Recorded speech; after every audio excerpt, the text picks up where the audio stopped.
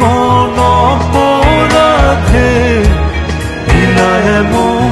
বাসায় হঠাৎই অগ্নিকাণ্ড, বিভীষিকাময় অভিজ্ঞতার কথা জানালেন এবার জনপ্রিয় সঙ্গীতশিল্পী বাপ্পা মজুমদার। সঙ্গীতশিল্পী বাপ্পা মজুমদারের বনানীর বাসায় হঠাৎই অগ্নিকাণ্ডের ঘটনা ঘটেছিল আজ বৃহস্পতিবার 22শে মে সকালে। বনানীর বাসার নিচতলা থেকে শুরু হয় এই আগুনের সূত্রপাত। সামাজিক যোগাযোগ মাধ্যম ফেসবুকে বাসায় অগ্নিকাণ্ড ঘটার বিভীষিকাময় অভিজ্ঞতার কথা জানালেন বাপ্পা।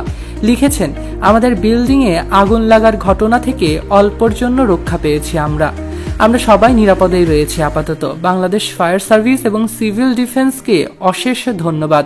তারা দ্রুত পদক্ষেপ না নিলে কি যে হয়ে যেত ভাবতেই শিউরে উঠছি।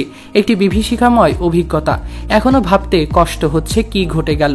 ঠিক কিভাবে এই অগ্নিকাণ্ড থেকে সঙ্গীতশিল্পী এবং তার পরিবার প্রাণে বাঁচলেন জানতে চাইলে সংবাদ মাধ্যমকে তিনি বলেন, প্রথমে ইন্টারকমে কল পেয়ে জানি বিল্ডিংয়ে আগুন লেগেছে। পরিবারের সবাইকে নিয়ে বের হতে চেষ্টা করি, কিন্তু চারদিক আগুনের ধোঁয়াতে কিছুই দেখতে পারছিলাম না সে সময়টাতে। বাপ্পা মজুমদার আরও বলেন, হঠাৎ আগুনের আঁচ মুখে লাগে অনুভব করি আমি অনেক ঘাবড়ে যাই সে সময়টাতে। কিছুক্ষণ পরিবার নিয়ে বারান্দায় দাঁড়িয়েছিলাম নিরাশ হয়ে।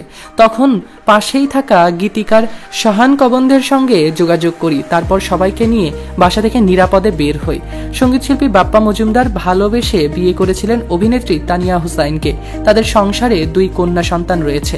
আপাতত সুস্থই আছেন সঙ্গীতশিল্পী বাপ্পা মজুমদার। সৈকত আহমেদ নূর, সেলিব্রিটি লাইফলাইন।